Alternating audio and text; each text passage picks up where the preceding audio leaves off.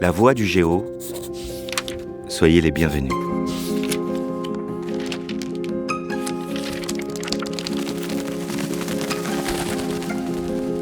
Une série de podcasts associés aux activités et à l'actualité du Grand Orient de France. Je suis Fabrice Milon et j'ai le plaisir de vous accueillir pour cette toute première émission. Et le plaisir se double quand j'annonce la présence de mon premier invité, Pierre Bertinotti, grand maître du Grand Orient de France. Pierre Bertinotti, bonjour. Bonjour Fabrice. Je suis ravi de vous recevoir, Pierre Bertinotti. J'ai immédiatement une première question à vous poser. Vous êtes à mi-mandat, je crois. À ce stade de votre responsabilité, quel regard portez-vous sur votre action ? Eh bien, plutôt satisfait pour une raison très précise, c'est que ce que nous souhaitions faire, nous l'avons fait ou nous l'avons mis en route. Et lorsque j'ai été désigné, élu grand maître du Grand Orient de France au mois d'août 2025, j'avais annoncé dans mon discours d'installation deux grands axes. Le premier, c'est de resserrer les liens entre l'obédience et les 1400 loges qui composent cette obédience. Et deuxième axe, faire en sorte que le Grand Orient de France soit présent dans le débat public. Eh bien, sur le premier axe, le resserrement des liens entre le Grand Orient de France et ses loges, de manière à ce que le sentiment d'appartenance, la fierté d'être membre du Grand Orient de France soit pleinement ressenti, nous avons mis en œuvre un certain nombre d'actions, de communication, par exemple une lettre numérique tous les 2 mois qu'on appelle GODF Actu, mais au-delà de ça, un contact direct, certes, par écran interposé avec les responsables de ces 1400 loges. Je les ai tous invités, un tiers ont été présents, donc j'ai eu des contacts avec à peu près 500 de nos responsables. Et donc j'ai pu effectivement, à travers cet échange direct, me rendre compte de l'état d'esprit de l'obédience et préciser ce que nous voulions faire. Ça, c'est le premier axe. Le deuxième axe, c'est faire en sorte que le Grand Orient de France soit davantage présent dans le débat public. Il l'a été dans les médias, il l'a été par les rendez-vous que j'ai pu obtenir avec les ministres, avec les maires, mais surtout le débat public organisé autour d'un fil rouge qui était la refondation du pacte social. La refondation du pacte social avec 4 tables rondes autour de 4 thèmes. Le premier, l'intelligence artificielle et ses conséquences sociétales. Ça a donné lieu à une table ronde qui s'est tenue au mois de novembre. Au mois de mars, nous allons avoir la deuxième table ronde autour de la question sociale, inégalité, solidarité et pauvreté. La troisième table ronde au mois d'avril autour de l'état de droit et les menaces sur la démocratie. Et enfin, une 4e table ronde autour des atteintes à la dignité. Donc, comme vous voyez, des choses déjà faites et en cours. Alors, pour revenir, merci Pierre Bertinotti, pour revenir sur ce fil rouge, cette thématique à laquelle vous faites allusion, est-ce qu'elle s'inscrit dans les valeurs, dans les principes mêmes du Grand Orient de France ? En quelque sorte, pourquoi la refondation du pacte social ? La franc-maçonnerie, elle s'est construite autour de valeurs et de principes. Les valeurs, liberté, égalité, fraternité. Les principes, la tolérance mutuelle, le respect de l'autre et de soi-même, la liberté absolue de conscience. Mais surtout, nous avons une méthode. Et cette méthode, elle est fondée sur l'écoute, le non-jugement, l'absence de jugement porté sur le propos de l'autre, dans le travail fait en loge, l'enrichissement mutuel. Or, aujourd'hui, on est dans une société où le pacte social est, je dirais, malmené par la montée des inégalités sociales, par la polarisation des opinions, surtout par l'absence de dialogue. Oui, Or, bien ce sûr. qui fait la spécificité de la franc-maçonnerie, c'est justement l'écoute et le respect de l'autre, qui sont donc les conditions même du dialogue. Nous apprenons en franc-maçonnerie à dialoguer, et donc nous sommes, à partir de ce travail fait sur le dialogue, eh bien, nous permettons à la démocratie de fonctionner, et donc au pacte social, au dialogue social de se reconstruire.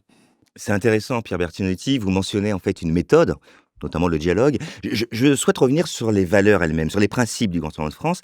Est-ce que, pour entrer en franc-maçonnerie, il est nécessaire d'adhérer préalablement à ces valeurs, à ces principes, ou est-ce un cheminement qui se fait sur le long terme ? Et on finit peu à peu par acquérir ces valeurs et par s'y intéresser fondamentalement? Alors, comme vous savez, pour entrer en franc-maçonnerie, il y a une série d'enquêtes. Une série d'enquêtes qui visent en fait à s'assurer que le candidat est apte à poursuivre et à mener un parcours initiatique. Vous parlez d'une série d'enquêtes, Pierre Bertinotti. Il s'agit de... Une série d'enquêtes, en fait, ce sont 3 enquêteurs qui viennent vous voir. Premier thème, c'est qui êtes-vous, en gros, l'état civil. Une deuxième série d'enquêtes sur quelles sont vos idées politiques, syndicales, quel est votre engagement dans la vie sociale. Et troisième série d'enquêtes autour des idées philosophiques. Ce qui vous permet de vous assurer de la qualité, certainement, en fait, de la personne. Alors, nous avons d'ailleurs une formule. Pour entrer en franc-maçonnerie, il faut être un homme ou une femme libre et de bonnes mœurs. Voilà l'expression. Et donc,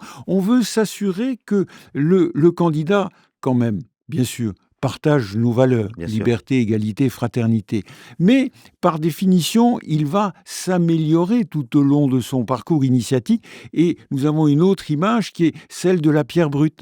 Eh bien, la pierre brute, Oui. eh bien, il faut la polir tout au long des années. Et d'ailleurs, vous savez, en franc-maçonnerie, nous sommes à la recherche de la vérité. C'est une démarche progressive. Et donc, ça se fait, en fait, tout au long de la vie, tout au long du parcours initiatique. Et il faut donc juste s'assurer que le candidat est apte à poursuivre ce parcours initiatique. Merci Pierre Bertinotti. Vous ne l'avez pas précisé, vous avez mentionné les 1400 loges. Je crois qu'on peut annoncer qu'il y a 56 000 membres aujourd'hui au Grand Orient de France.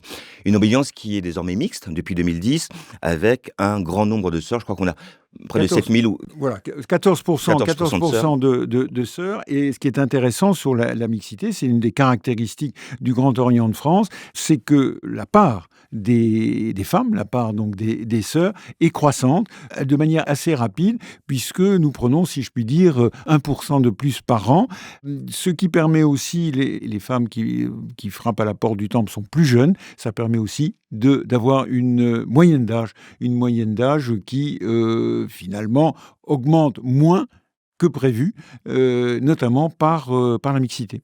Et c'est intéressant de mentionner aussi que concernant les sœurs, je crois que beaucoup de sœurs aujourd'hui sont vénérables de loge, enfin présidentes de loge, je crois qu'on dit des choses comme ça. Elles ne sont pas juste en fait affiliées ou initiées dans cette obédience, elles prennent aussi part à de véritables responsabilités. Toutes les responsabilités d'un franc-maçon une fois qu'il est initié.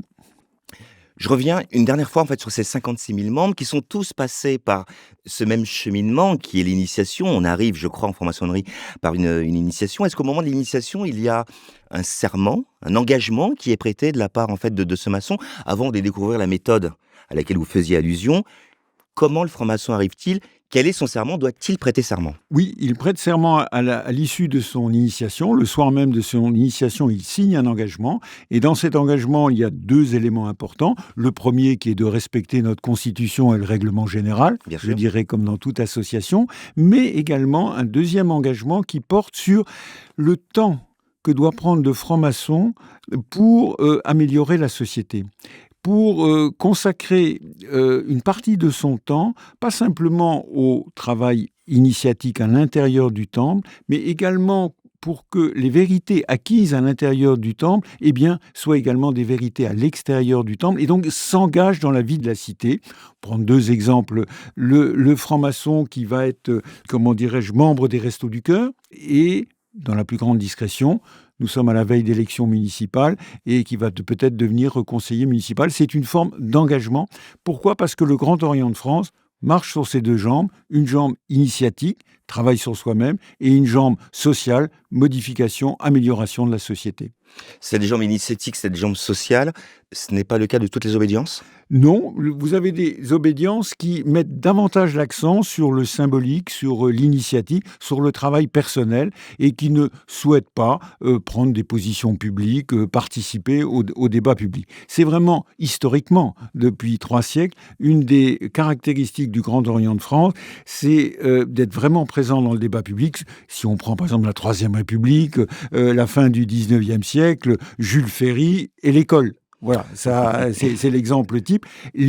À la fin du 19e siècle, lorsqu'on était républicain, on était franc-maçon. Lorsqu'on était franc-maçon, on était républicain. En très grande majorité. Vous avez mentionné les élections municipales. Alors, permettez-moi cette dernière question. De quelle manière se positionne le Grand Orient de France quant à ces élections municipales? Et pourquoi pas d'ailleurs ces élections présidentielles qui vont arriver par la suite? Ce que nous souhaitons, c'est que les candidats et les projets qu'ils présentent respectent ces valeurs fondamentales que sont liberté, égalité, fraternité, respectent ces principes du respect de l'autre, de la tolérance mutuelle et de la liberté absolue de conscience. Je vais prendre 2 exemples pour être très clair. Certains partis politiques mettent en avant la préférence nationale. La préférence nationale est clairement contraire à nos valeurs humanistes et universalistes. D'accord. D'autres partis politiques mettent en avant ce qu'on appelle l'assignation identitaire, c'est-à-dire qu'ils considèrent que vous êtes défini dès votre naissance par votre religion, votre couleur de peau, votre origine sociale. Eh bien, là également, cette assignation identitaire est contraire à nos valeurs. Pourquoi ? Parce que nous pensons que l'homme doit s'émanciper de tout dogme, il doit se réaliser soi-même, il doit prendre en main son destin, et donc c'est les partis politiques qui mettent en avant la préférence nationale ou les partis politiques qui font de l'assignation identitaire un élément essentiel de leur doctrine, eh bien ces partis-là, eh bien, nous ne pouvons pas les soutenir. Pierre Bertinotti, merci infiniment. C'est à la fois essentiel, clair et passionnant. Merci surtout, Pierre Bertinotti, d'avoir été notre tout premier invité de notre émission La Voix du Géo. Avant de nous quitter, chers auditeurs, chères auditrices, je voudrais annoncer la parution d'un livre. Alors, c'est un livre dont j'ai déjà parlé en fait sur d'autres médias, Et après les mots là. Alors, vous comprenez pourquoi j'en parle. Pierre Bertinotti, l'actualité malheureusement confondante sur la question de l'Iran. Un livre en fait écrit par Sina Abedi, paru aux éditions Gondi-Chapour, un livre, je vous le disais, d'une confondante actualité et qui a le privilège de sortir l'Iran d'une vision réductrice, dictature ou effondrement. Sina Abedi est lui-même un grand humaniste et c'est un livre à lire absolument du fait de notre actualité. Pierre Bertinotti, merci. Chères auditrices, chers auditeurs, je vous donne rendez-vous dans quelques jours pour un prochain épisode de La Voix du Géo.